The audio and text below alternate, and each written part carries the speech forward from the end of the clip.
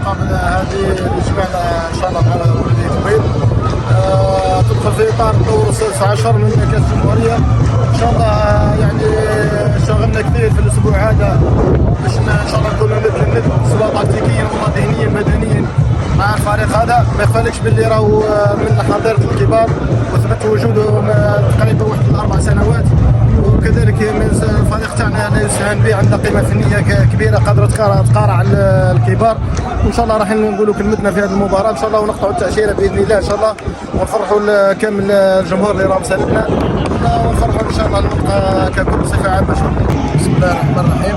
نشكر الاخ ياسين على الاستضافه. اليوم ان شاء الله عندنا مباراه كاس الجمهوريه للدور 16 ضد فريق مولودية البيض.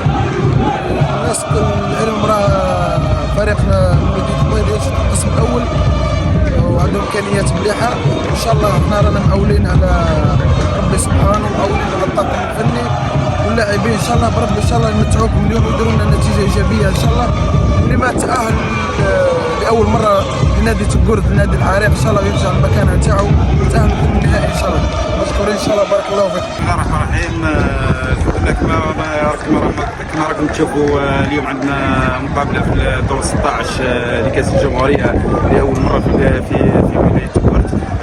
نتمنوا ونترجاو من عند المولى عز وجل ان شاء الله يوفقونا بالرغم من صعوبه المقابله لصالح الفرق الشاسع ما بين الناديين. في الدرجه الاولى مختلفه مع نادينا وفريقنا وفريق القلب نادي تقرد النربيتي اللي راهو عنده تشكيله من الشباب اللي راهم رافعين التحدي ان شاء الله. وان شاء الله نفرحوا الولايه كومبلي وان شاء الله نفرحوا الانصار العزاز هذو ونتمنوا التوفيق معاكم ونقولوا نتمنوا التوفيق معاكم سبحانه. بسم الله الرحمن الرحيم والصلاه والسلام على اشرف المرسلين.